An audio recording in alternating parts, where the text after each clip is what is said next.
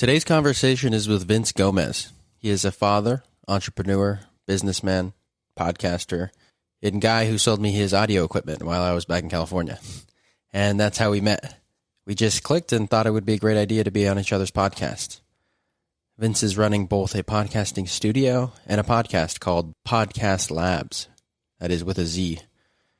And the episode I recorded with him on his show should be up shortly on the 13th of February. So if you're interested in hearing me discuss the origins of this show, the link to that, as well as his personal profile, Vince Gomez Official, will be in the show notes. But it was great to have him on the episode discussing our individual relationship with money, the variance between spirituality and religion, meditation, meaning, the end of life, and how we might leave our loved ones, as well as other topics.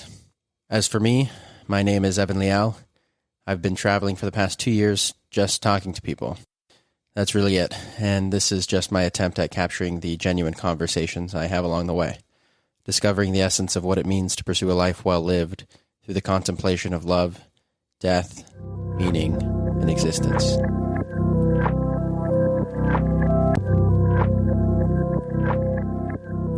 Vince Gomez, what's up? How's it going? What's up, brother? Good, man. Thanks for being on the show. I really appreciate it. I was just on your show. What's the title of it, actually? It's actually just Podcast Labs. So super simple. It's just called Podcast Lab? Yeah, Podcast Labs with a Z at the end of it. Yeah.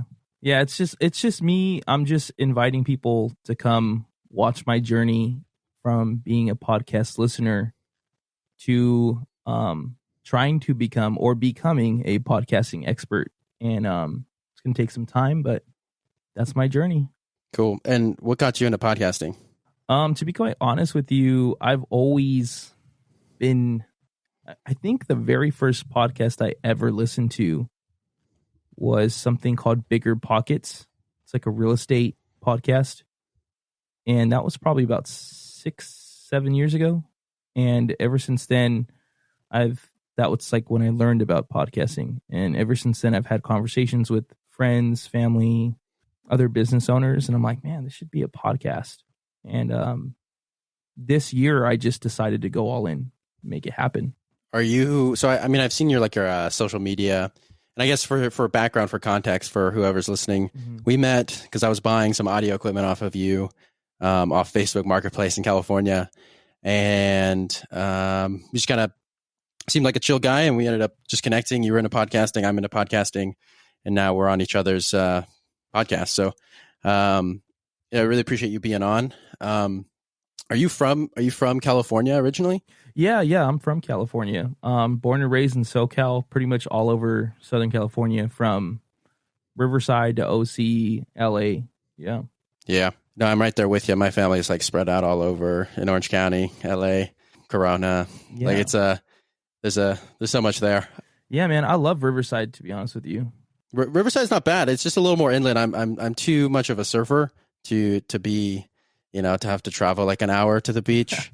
But it's nice to be close enough though. Mm-hmm. I agree. I agree with that.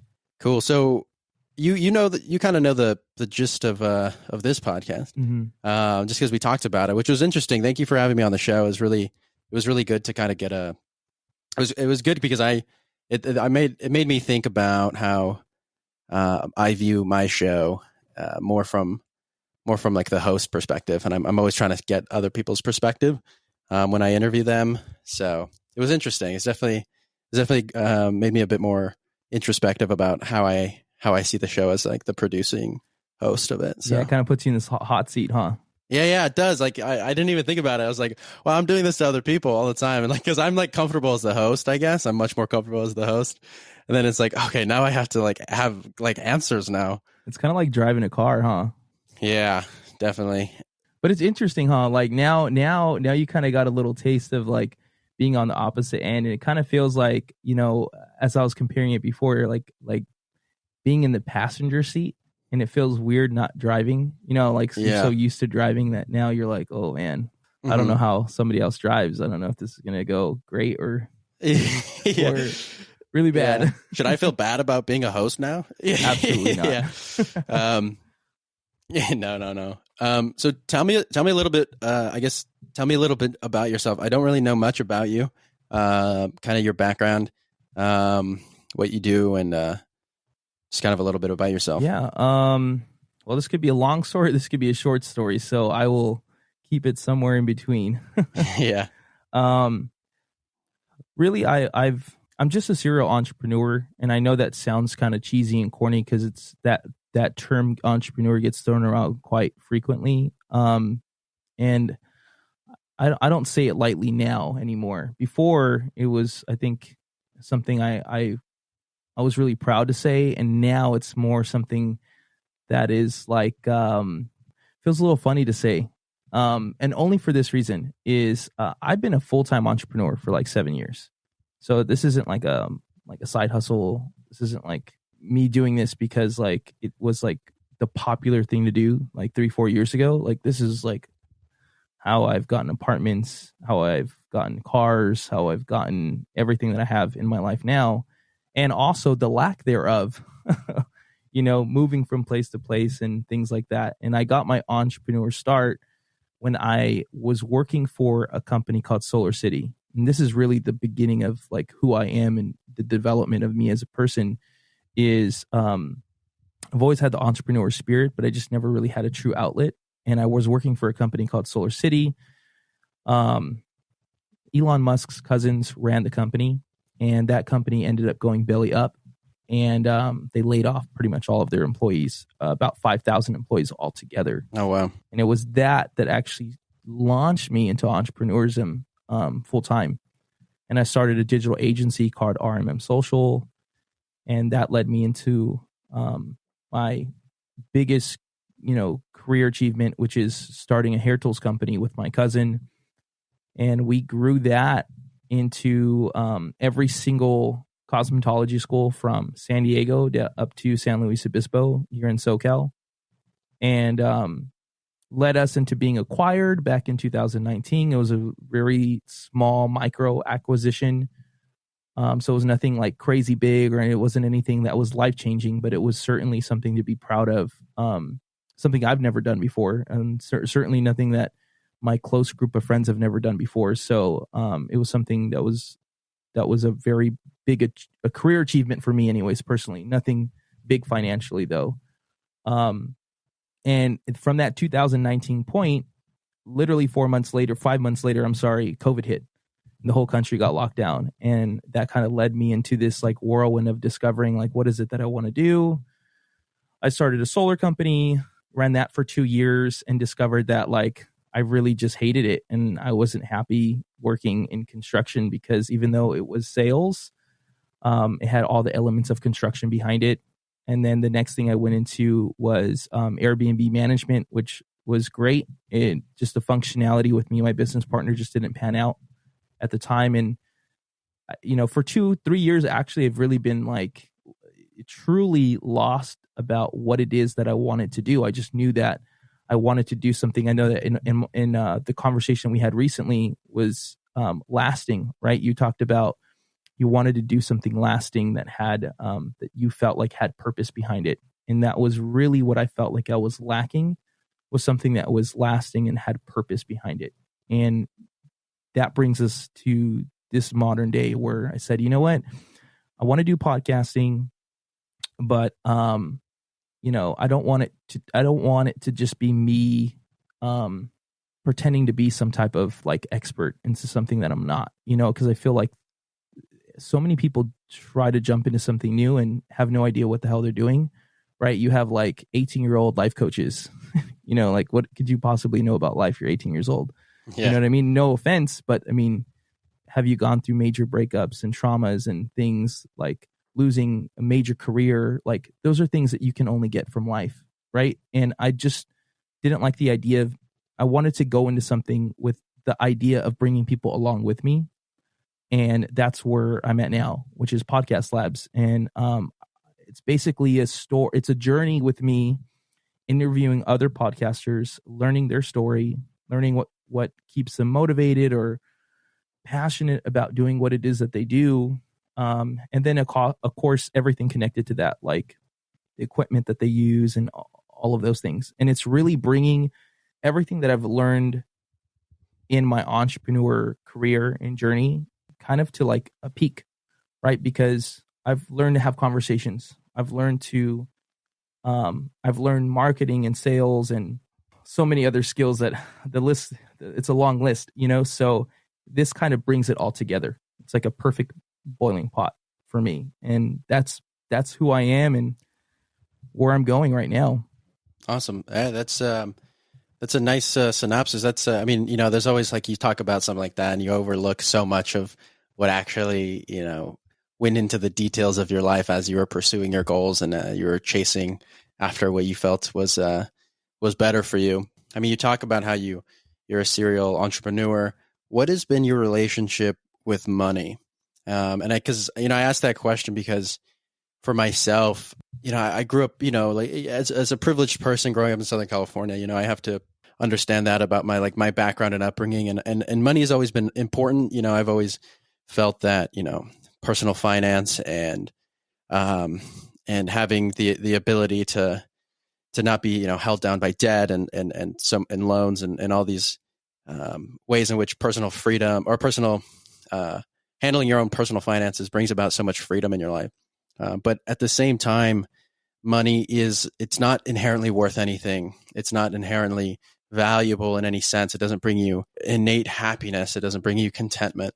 I think for a long time I've had this relationship with money that I don't care at all about money, but I know that it's important because there are many people who struggle in this world and who have so many missed opportunities and opportunities that they would never get to ever experience because of the lack of a financial background. And this applies not only in the United States, but across the world. So, like, what is your relationship with money, and how do you view that as like an entrepreneur? And how do you reconcile that with like this pursuit of trying to like build something for yourself? Mm-hmm. Wow, that's a really interesting question. I've actually never been asked that question before. I think that my relationship with money is much like my relationship is with water or oxygen. It's one of those things where, I wish I could just not have to breathe when I go underwater and be able to swim freely with fishes, or I wish that, I could go about my day without having to bring a water bottle with me because it's cumbersome. But it's a necessity, and it's a necessity for something greater, right? For me, that relationship with money is not about a pursuit of getting things, but it's about a pursuit of becoming free, right? Free to make choices that I want to make, right? Free to live where I want to live, freedom to eat what I want to eat, freedom to drive what I want to drive, freedom to pursue the things that I want to pursue, whether it be career or recreational or, spiritual, whatever it may be. That would be the tango, I would say, between myself and my relationship with money. And over my career, I've gotten better and better at making it. And it's funny.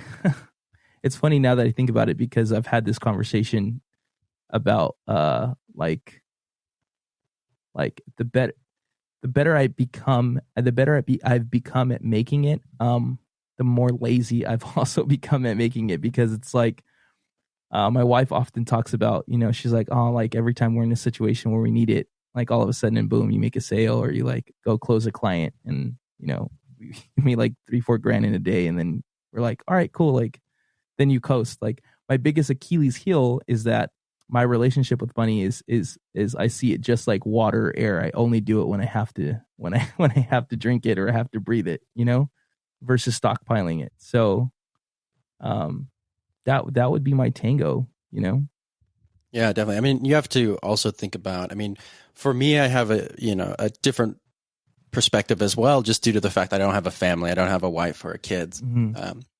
I have to worry about myself financially. And, I try to, do the best I can to kind of give back, but at the end of the day, I'm only responsible for myself.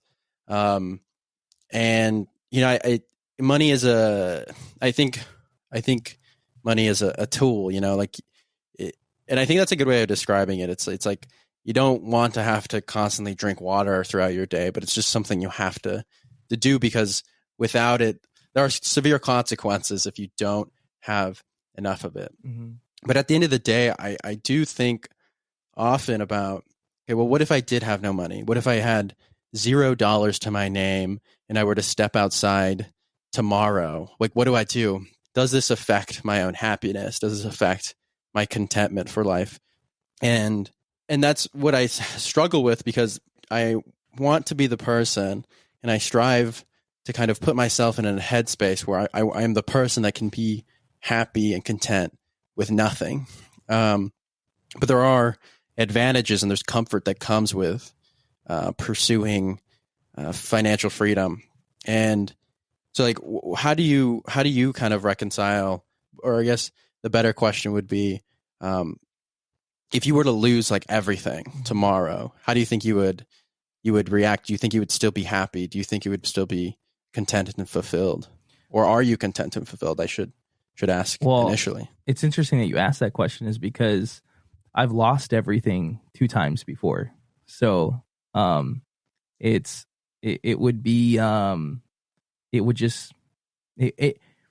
one of these things where this is the reason why I said that, like, when I say that I'm an entrepreneur, I don't take it very lightly, because and I hope this doesn't come off cocky or like braggadocious or something like that. Because when I say that I'm a true entrepreneur, I'm a true entrepreneur. I take huge risks. I've taken huge financial risks throughout my career of being an entrepreneur, and I've had to start over completely from scratch. And it is a very difficult thing to attack mentally. This is not a physical game. This is an entirely mental game. It is how strong you are mentally when it comes to taking risk, and it's how strong you are mentally when it comes to being knocked down and getting back up. Because if you take an entrepreneur career seriously, what you think is entrepreneurism is seeing some kid or older gentleman on YouTube or Instagram saying, like, I started Shopify and now we make $2 million a month. Or like, I did Amazon FBA and now we're doing, $10 million a year. And the truth is, that's not the reality of it. That individual is leaving out the facts of their career prior, right? The struggles that they went through prior to achieving that. So they were, essentially, that old saying goes, a 10-year overnight success. And for me, if right now I had to completely start all over, had absolutely nothing, the very first step I would go into is sales, because sales is needed globally. Anywhere you're at in the entire world, there is a company out there that has a product or service that needs to be sold. So if I knew that, hey, tomorrow you're waking up with $0 in your bank account, you have absolutely nowhere to live, or you have no transportation, you got to just make it happen. My very first move would be, okay, let me find an established company that I can go sell for immediately. And I would just get my mentality correct. I would just focus on beating the demons that are in your mind that tell you to give up. And that would be my absolute first step. Yeah. How do you, I guess, differentiate between your own contentment in life with financial accomplishment? What do you mean by my own contentment? Like my own like happiness? No, so like I guess more what I mean by contentment is your fulfillment in life. How if you were to just say, right now, through everything that you've gone through and through everything that you're experiencing in this moment and your future accomplishments, do you feel as if you're living a fulfilling life? Ah, I see. I like that question. Yeah, absolutely. I think that,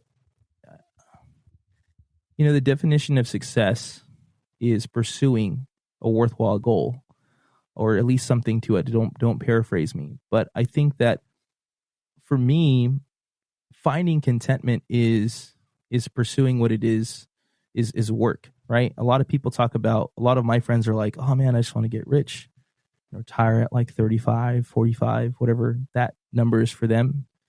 And I'm like, man, I could never imagine retiring. Like, it's just not in me. Like, why would you want to stop doing what it is that you do? Would never want to stop. Like, the idea of being on some tropical beach indefinitely, like, sounds like hell to me. Like, it doesn't sound fun at all. Like, what sounds fun to me is figuring out problems, like getting deep into a thing that I'm passionate about, and trying to solve the problems that come up, because there's constantly problems. You know what I mean? When you start a business, or if you're pursuing anything worthwhile, you're going to come up with problems. And I think that is the contentment to me. Like, that is what I find my peace in, or that is my meditation, is deep diving into something. Like, I love to learn. Yeah. And I love to understand the problems that these people have gone through. And that's where I find the contentment, right? And the money is great, because the money is a byproduct of me pursuing the things that I find entertaining, or bring me happiness, or bring me contentment, right? The money is a byproduct of that. So that, to me, is the balance between those two things. To switch perspectives a bit, and to kind of get away from the financial topic, you mentioned spirituality. You consider yourself a spiritual person? Yeah, I would actually. Yeah, not a religious person, but I would consider myself a spiritual person for sure. How do you differentiate between the two, between religion and spirituality? I would define it in this manner. I think that religion, for me anyways, this is just my strict opinion. Someone that is religious follows a guideline of principles set out by a book that's given to them, right? So for example, Christianity, that book is the Bible, right? For others, it's the Quran. For others, it's the Book of Mormon, and this can go on, right? There's very set principles, guidelines of what is or isn't wrong, what is or isn't acceptable, right? And I believe that my own personal belief is that those guidelines can get blurry, and they can get interpreted differently through different religions. And we could see this, right? One book, the Bible, is a perfect example, right? You have the Bible that has guidelines and principles and ways to live by. However, from that one book, you have spin-offs of everybody's different interpretations. You have Catholicism that came from that book. You also have mainstream Christianity. You have what's next to that? You have different types of Christianity, right? That derive from all the interpretation of that one book. And I believe that that's what religion is. Spirituality, however, in my personal opinion, is a deeper dive into yourself. Like Nietzsche once said, know thyself, right? And I think that that is what true spirituality is to me, is taking a deeper dive into yourself and learning about the inner workings of who you are as a being, and then moving that self outwardly, right? And taking a look at the world around you and how it operates, and what's the function of it. There are certain things that everyone can interpret things, spirituality, differently. And for me, that would be looking inwardly, then looking outwardly. And then the third and final move for me would be esoteric, right? Like, what are things that we can't explain, right? There's certain phenomenons in life that we simply can't explain, that happen to each and every one of us, right? That are undeniable. Some people call it God. Some people call it a miracle. Other people call it, your higher self. Maybe some people call it, the universe, whatever it may be, karma, right? There are certain things that happen in everyone's life, coincidences, so to speak, right? You can call it whatever it is that you feel. And those things are esoteric, right? Those things are beyond oneself, that there's no logical explanation of why it happens. And looking at those three parallels for me is what I believe is spirituality for myself, right? And there's so much more into those layers, but that would be my explanation. It sounds like you've thought about this, definitely. And it's almost impossible not to, when we consider our existence here. I like what you said, especially about like looking outward. We can internalize ourselves. We can talk about or think about ourselves in a specific way.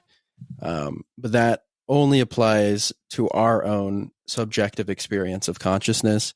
And there's a whole host of other experiences being held simultaneously. And if we forget about that, if we forget about looking outward, looking at how other people think, about other experiences, about other conscious creatures on this earth, in the universe, whatever, there's so much out there that we have zero clue about. And defining spirituality, and that's such a, I mean, it's such a hard, it's an impossible question to really gain any solid answer on. It's enigmatic for a reason. It's not something that is able to be grasped with any real clear language, especially because so much of our life is beholden to language, and it's a limiting factor for us. We can't explain it.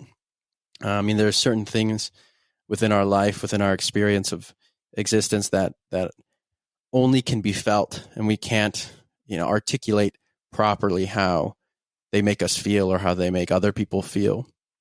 And for me, it's immensely interesting to get other people's idea of this, because when we talk about spirituality, when we talk about existence or consciousness, whatever that is, it's something so it's something that dictates everything.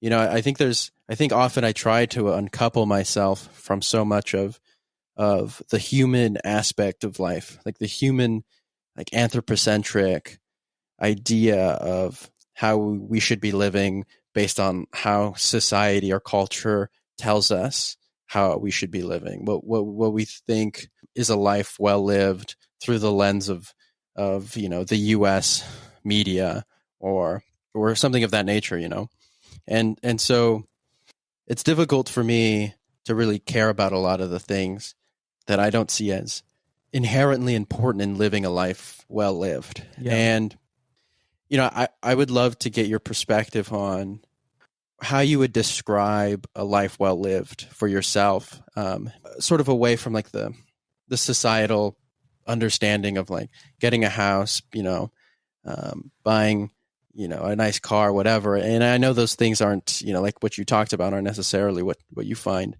important. Like nobody thinks buying a new car is going to bring you eternal happiness. Yeah. And I guess what I mean by that more is like, how do you find yourself viewing life on a spiritual level, on a level that transcends our own human existence?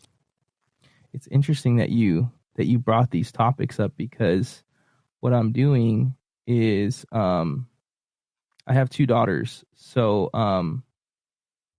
what I started to do is kind of write like a little journal for them with my thoughts on life. Awesome. That's super cool. And this is something that I kind of wrote down, right? Because you talked about some things that can't be described. Yeah. Here it is. Right here. This is a little note that I took down for them. I said, in life, you'll experience moments of joy, extreme sadness, extreme awe, extreme enlightenment, extreme pain. And in all these moments, you have some of the most profound of them alone. Not because you're alone physically, but because there's no possible way to explain what it is that you're going through. These are the beautiful moments in life. These small moments of experiences that are unexplainable, these moments will shape you into who you are becoming, better and better in every way. And I think that each and every one of us have these incredible moments in life where, we're with a loved one, and it's strange to explain, because there is really no explanation to it. But the best way that I can put it is, it's the feeling, it's like a sensory overload, right? Of both feeling and sound and and an inner thought and what you're experiencing in a particular moment. And sometimes these moments happen in the most dull times. You're just eating dinner, and it's the way that your significant other looks at you, right? Or you tell a funny joke, or you're having a deep conversation, and you realize that the person that you're having a conversation with also realizes the same thing. It's almost like this telekinetic connection, right? It's in those weird, dull moments that I believe is the pursuit of a better life, right? Looking for these little nuggets of gold, these little gems in life, in these profoundly dull moments that become absolutely beautiful, right? Because of someone's laughter, and you're like, wow, man, like you just have these aha moments. You know what I mean? And yeah, and I think it's one of those things. I think that's the pursuit of a better life is pursuing things that truly make you happy at the end of the day. You know what I mean? I mean, yeah, sure, money has a lot to do with making life easier, but it doesn't mean that it makes your life happier. So hopefully that's not a too long-winded answer, but that is my perspective. No, that's a great answer. I like for myself, I can relate.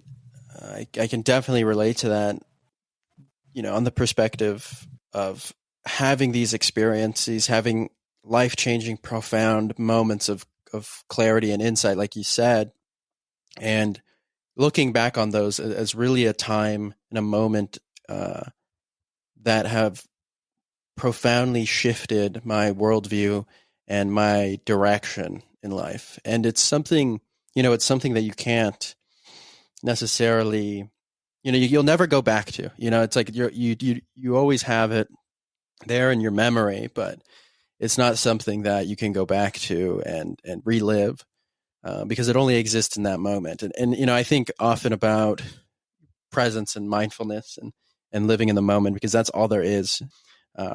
We don't have the past. The past doesn't exist anymore, and the future is just not there. All we have is this moment, and every moment is perpetually passing us by.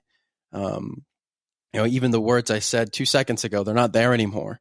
They don't exist anymore, except in this echo of language that we can't hold on to. And so, that's so often that every past moment is just this building block of who we are now. And it's all of our thoughts and our experiences that came before build us up into the person we are today, experiencing life and have future goals and future objectives, while at the same time trying to live for this moment, for this, this presence here. Are you somebody that meditates or has any sort of like mindfulness practice at all? I usually meditate at night, but it's not consistent. Like, my meditation it sounds so strange to say this, but my form of meditation is like audiobooks and ironically podcasts. That is the way that I escape reality. That is the way that that is the way that my mind comes up with ideas. I think about inner thoughts, right? So like I'm currently listening to Man's Search for Meaning by Viktor Frankl. Oh yeah, I wanted to read that actually. That book, wow, man, it is a incredible book, and there's conversations, there's topics that he brings up, experiences that he brings up in that book that make me internalize, like think about situations in my life, right, and think about if I was in a certain situation, how I would handle it, right? So I think meditation. I mean, I'm not an expert on meditation in any sense, but when I have meditated, those are the feelings that I go through when it comes to meditation, right? It's internal thinking, internal thoughts, solving problems that I've had, and then little by little, right, quieting all that noise that's in my head, right? Because I've done like float. Have you ever done like a float lab before?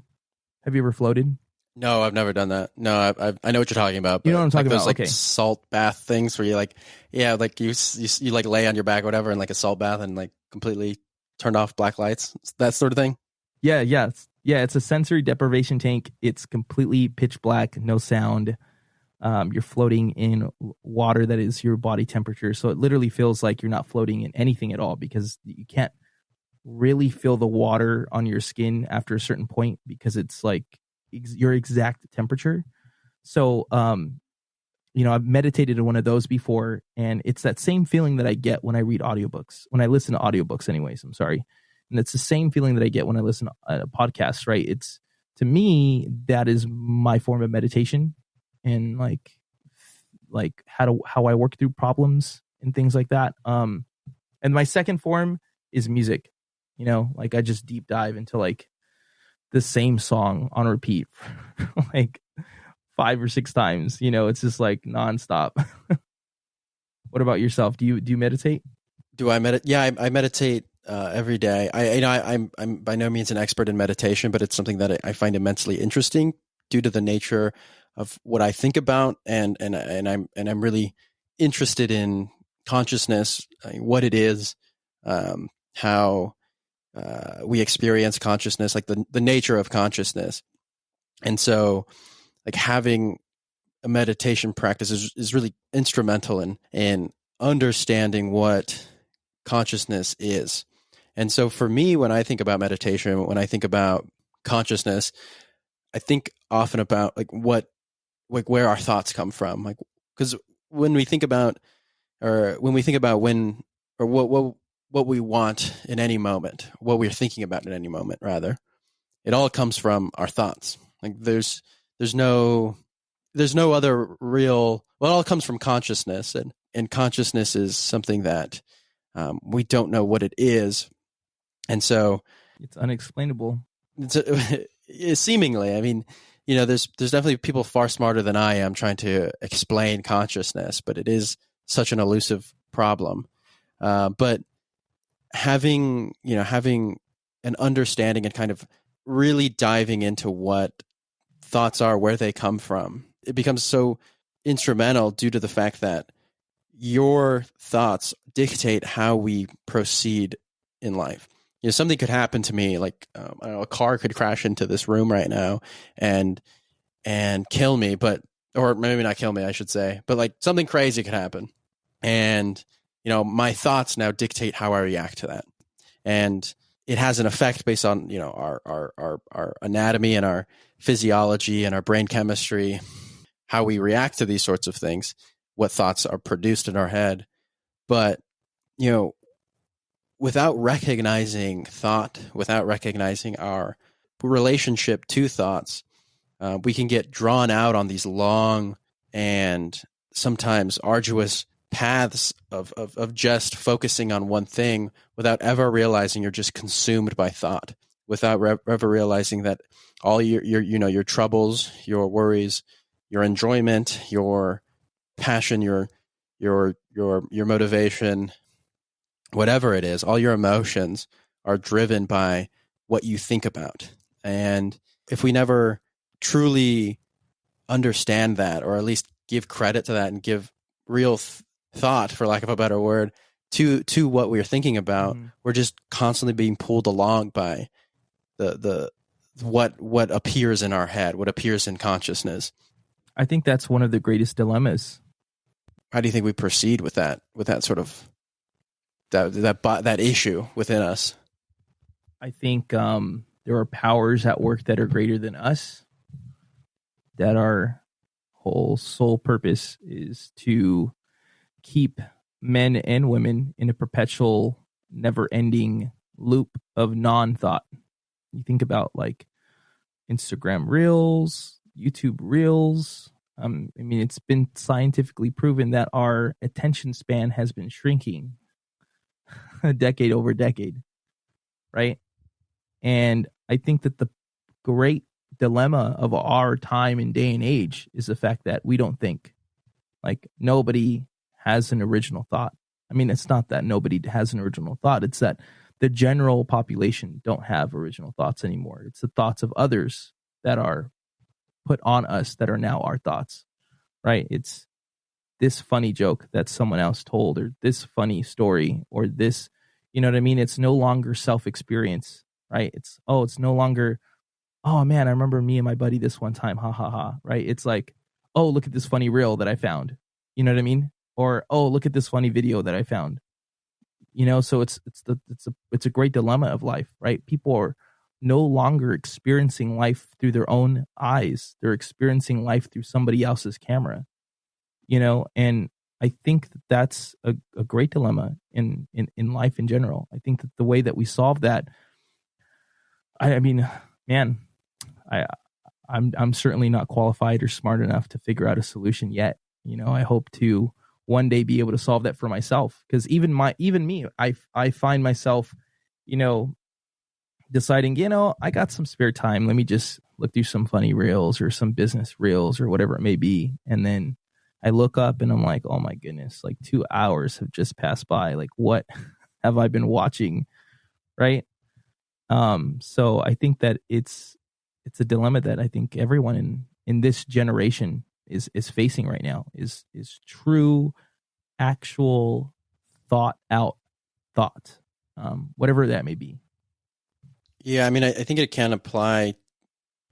It can definitely apply to social media and the addiction that so much of society, that the addiction that so much society has to it. But at the same time, our thoughts are dictated by everything that has come before. Anyways, with everything, it doesn't matter whether it's social media or just your past trauma or your past relationships or your past what you had for dinner last night, like whatever.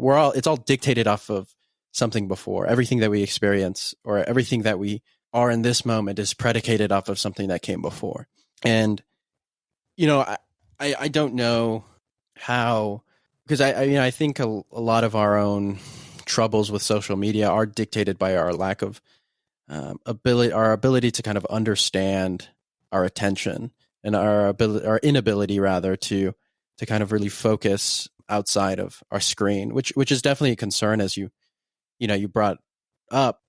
But at the same time, I think often about like how, well, if we're not paying attention to social media, what should we be paying attention to, and we can all get caught up in being on Instagram or TikTok or whatever for too long. But if, say, that goes away, what should we be paying attention to then, and it's a question everybody has to answer for themselves. And it's not something, it looks different for everybody, but my interest with these sorts of questions, as I was kind of having a conversation last week about, was it's not really in searching for an answer, like where do thoughts come from, or it's just kind of my understanding of things more and trying to gain more of an understanding for myself, what it looks like in other people, because it's an immensely interesting question, but one seemingly that has no answer. But it doesn't mean that it has no value in asking, because they affect everybody. We're all thinking about something. We're all thinking about some way to proceed, or whatever. And I think what this line of reasoning really brings me to is like thinking about the moment, the present moment, what that is, because there is nothing else but this moment. We can, like I mentioned earlier, like we can think about things in the future and we can ruminate on the past, but all there is this moment, and it's fleeting. Every single second it goes away. And, that brings me to like the concern of like no, or at least the question of like no moment is guaranteed. We don't know what might happen tomorrow, today, the next 5 hours. Yeah. And I think can be immensely scary, and it can be immensely motivating at the same time. It kind of leads me into the question about how you view your own mortality, your own death, how you might kind of reconcile your future plans, even though no future is guaranteed. How do you kind of deal with that? I have a very stoic outlook on death. I mean, it sounds morbid, but I think about my own death quite often, and I think that it's not like a negative connotation of thinking of my own passing. It's more of a understanding that nothing is forever, right? Like trees, they grow, they die, they fall, and it initiates new life. And this kind of circles back to me taking these quick little notes of my thoughts or inner struggles or whatever it may be that I'm going through, right? And I'm compiling a notebook for my daughters and future generations to kind of look back and be like, wow, like these thoughts and these anxieties and these stresses and these ideas that I'm having aren't singular. They're also from my ancestor, from my great grandfather, from my grandfather, right? He too was going through these struggles in life. And it's all done with the idea, right? With the, not the idea, but the knowing that I'm not going to be here forever, right? I am going to have I do have an expiration date, of which date that I don't know and nobody does know. And I think that it's, for a lot of people, death is very scary, and it should be. I mean, nobody truly can say with 100% certainty what happens after we die. You know, a lot of people in religion and other spiritual aspects like to say that they do know, but I've never met anybody that's died and come back, right? And I'm not talking about like the clinical version of death, you know, where you die for a couple minutes and you get revived. I'm talking about like someone that has passed away and has literally come back from death itself. I have no idea. And if they did come back, then who's to say that they actually died, right? So it's one of those things where that we all should be thinking about, you know, how our loved ones are going to get along after we pass away and how we can make that easy, more palatable for them. And I think there's a lot of comfort in that for someone, right? For me, I find a lot of comfort that if I pass away, my daughters are going to have something from me. My loved ones are going to have something from me to get a better look at what was going on in here while I was still here, you know, and to me that comforts me. Totally. Yeah. I mean, that's, I think it's important to think about, and you know, you're far from the only person that thinks about death often. You know, I consider myself in that category as well, but other people don't, you know, and I understand that perspective. Also, it's a scary thing. It can be a frightening, idea, but I also think, you know, it also kind of relates to our sense of self and like, what is the self? And this goes back into meditation and kind of understanding consciousness as well. But, and it's not something, it's hard to really gain a grasp of, because it's like, who's dying? And, you know, and it's something I do find myself exploring more and more, and have explored immensely, but there's always so much to get into with that sort of logic. But yeah, I mean, death is always, I don't know, but it seems as if it's always right around the corner, and then not. It's always as if like, yeah, I get in this car today and could drive to work, or drive to school, or drive to get, you know, dinner, and, you know, I could die, but maybe I don't. And I think for so long I thought too much into myself dying that day. Like, I was like, well, today's my last day. I have to do everything I can to make this moment last, and or this moment, you know, valuable, care. And I think that's true. I don't want to completely separate myself from that idea, because no moment is guaranteed. No moment past this is guaranteed. However, you know, like, maybe I don't die. Like, maybe there is still a possibility that I end up 80 and die on my deathbed. Like, that's still a possibility. And, you know, what do I have to set up for myself? What do I have to give back to humanity, to my family, to the people I care and love so much for? Like, what do I have for them?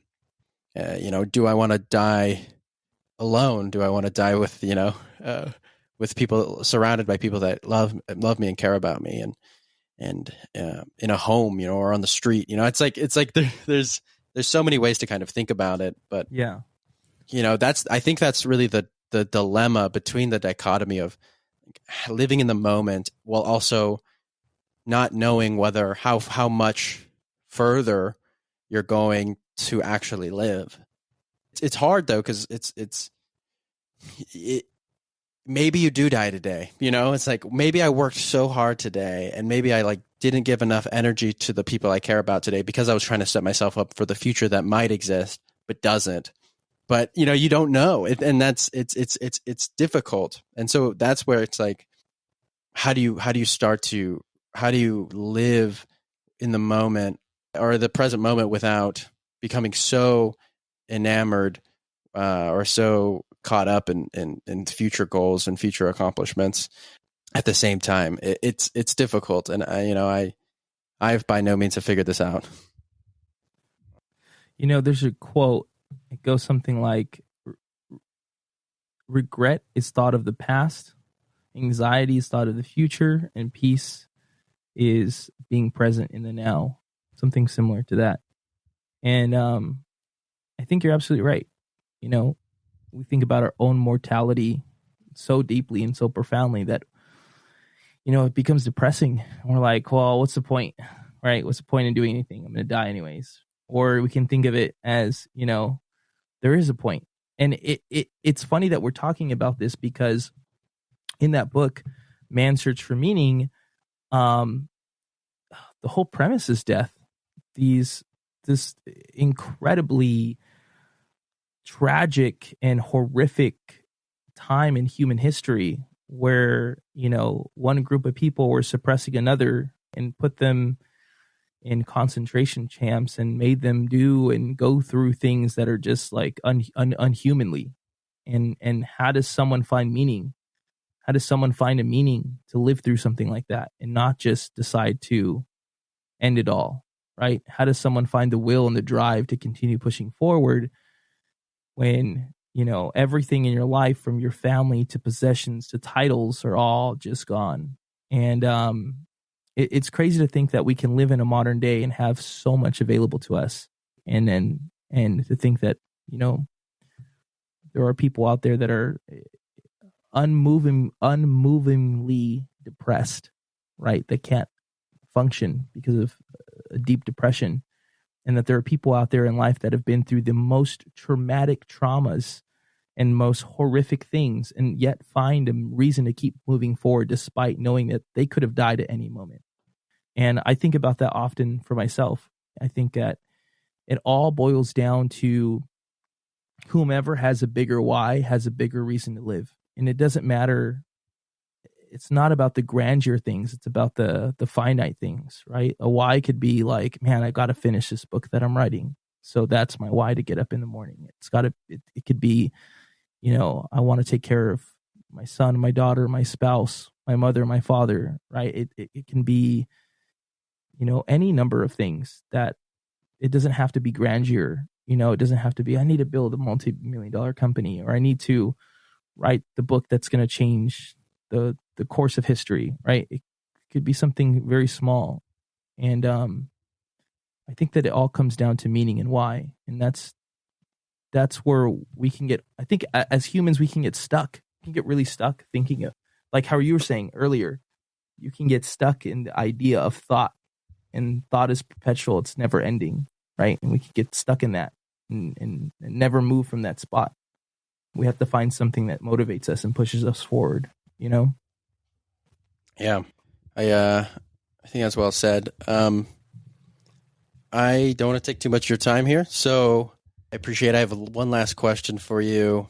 Lay it on me, brother. Doesn't relate to death. I'm trying to build a good, some good music recommendations for my audience. What are you most excited about listening to right now? Song, artist, whatever, band. Depending on the timing of when this is released, Friday, February, I think it's like 6th, 2023, Russ is dropping a new song. Russ is dropping a new song. It sounds fire, bro. Wait, who's Russ? I don't know Russ. Yeah. I'm not familiar. Oh my goodness, my boy. Russ is an Italian rapper. He's not from Italy though. He is Italian. And he identifies as, it brings it up in a lot of his music. That's the reason why I bring that up. But here, let me get you the name of the song so you can go listen to it. It's called Can't Get This Right. by Russ. Can't Get This Right by Russ. All right. But yeah, man, you should definitely listen to Russ. Very motivational stuff. Okay, cool. And super hype. Cool. Awesome. No, that's good. I'm always down to listen to new people I haven't listened to before. So maybe I should start a playlist. I'll start a playlist of everyone I ask this question to. That'd be a good idea. Dude, Spotify playlist. All right. We'll link the Spotify playlist to all the recommendations below in the show notes. That'll be the next edition.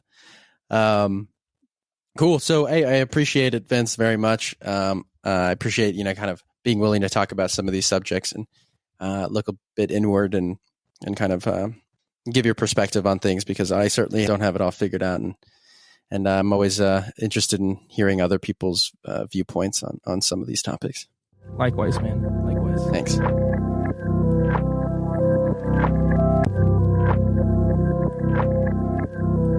Just a quick note at the end here for anybody who wants to follow this podcast on social media. The links to all of that are in the show notes, as well as a link to my Patreon for anybody who so kindly feels the want to support what I'm doing here. But with that, thank you for listening and have a wonderful rest of your day.